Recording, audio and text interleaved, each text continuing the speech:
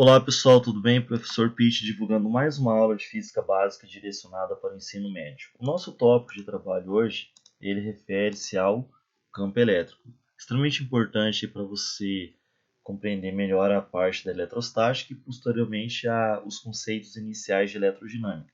Lembrando que tanto a eletrodinâmica quanto a eletrostática elas estão subordinadas a um conceito, vamos dizer assim, maior, que é a eletricidade. Então, para iniciarmos aqui esse tópico, eu vou começar por sua definição. Então, campo elétrico é um campo vetorial usado para medir a influência de uma carga elétrica sobre os seus arredores. Aqui nós temos a representação dessa carga elétrica, né, que é simbolizada pela letra Q maiúscula, e nesse caso é que ela exerce em sua volta uma região de influência. Essa região de influência aqui é chamada de campo elétrico. Complementando essa definição, então o campo elétrico é uma grandeza física vetorial que mede o módulo da força elétrica exercida sobre cada unidade de carga elétrica colocada em uma região do espaço sob a influência de uma carga geradora. Essa carga geradora é aquela que nós representamos na figura anterior, geradora de campo elétrico. E, em outras palavras, o campo elétrico mede a influência que uma certa carga produz em seus arredores. Quanto mais próximas estiverem duas cargas, maior será a força elétrica entre elas, por causa do módulo do campo elétrico naquela região. Então, como que nós calculamos o campo elétrico?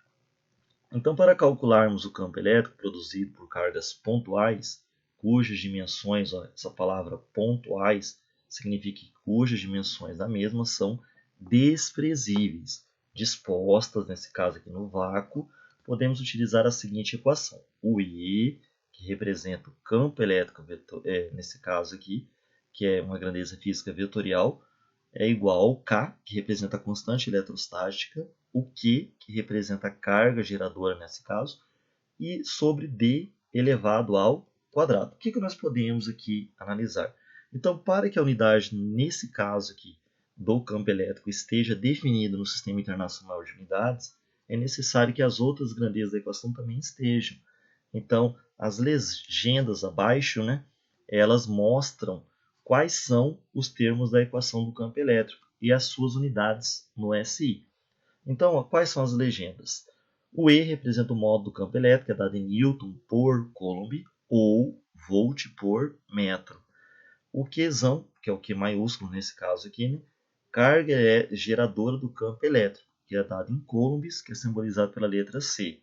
O K representa a constante eletrostática do vácuo, que é 8,99 vezes 10 a nona, aproximadamente 9 vezes 10 a nona, Newton, metro quadrado por Coulomb ao quadrado.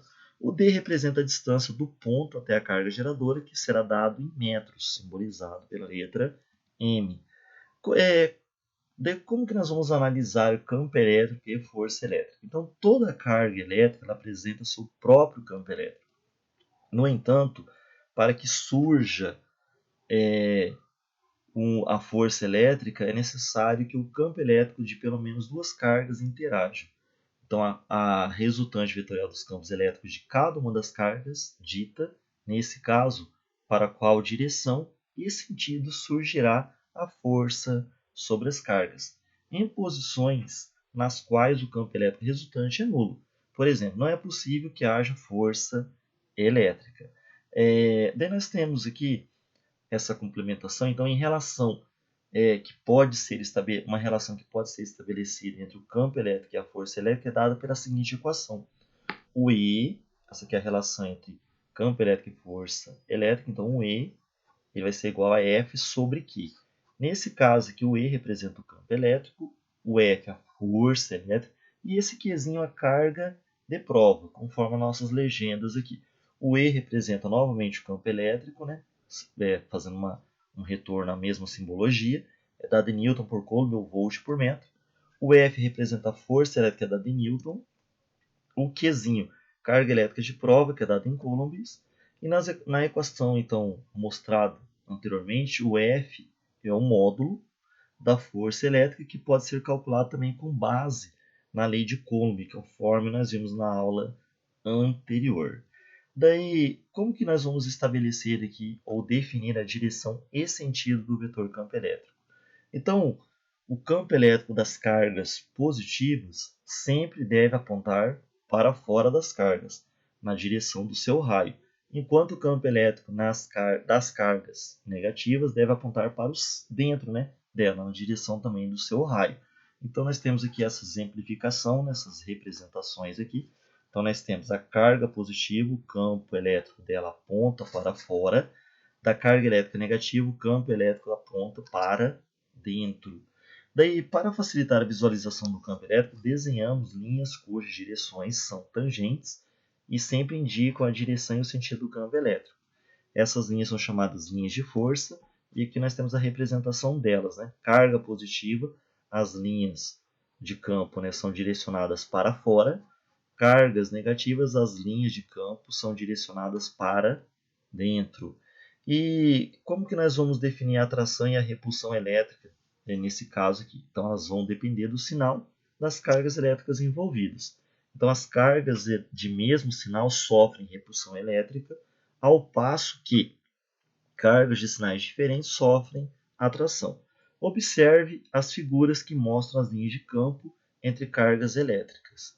Então, nós temos aqui cargas opostas, tá vendo? Isso aqui é o famoso dipolo, Então, as linhas de campo saem da carga positiva, ou seja, emergem, e entram, ou imergem na carga negativa.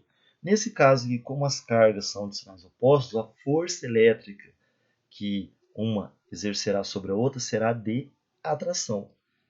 Tudo bem? Então, o que nós podemos concluir aqui? Entre as cargas de sinal diferente, ou sinais diferentes, a resultante do campo elétrico aponta sempre em direção a outra carga. Com isso, surge a força de atração elétrica.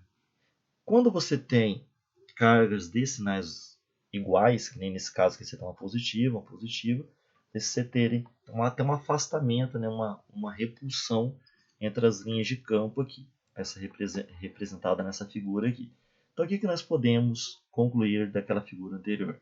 Então, entre cargas de sinais iguais, a resultante do campo elétrico aponta na direção oposta à posição das cargas, promovendo uma força elétrica de repulsão entre elas. Daí, as linhas de força do campo elétrico apontam para fora das cargas positivas e dentro para as cargas negativas. Para fazer um pequeno lembrete aqui, então as linhas de campo sempre apontam para fora das cargas positivas e para dentro nas cargas negativas. Tudo bem? Aqui nós temos as nossas referências. Espero que vocês tenham compreendido o nosso primeiro momento aí com o campo elétrico. Será complementado, nós teremos um total aqui de 3 aulas. Espero que vocês aí tenham entendido esses conceitos iniciais. E eu vou pedir, para finalizar aqui nossa aula de hoje, que se inscrevam no canal. E por hoje é só, pessoal. Valeu, até a próxima. Felicidade e sucesso a todos.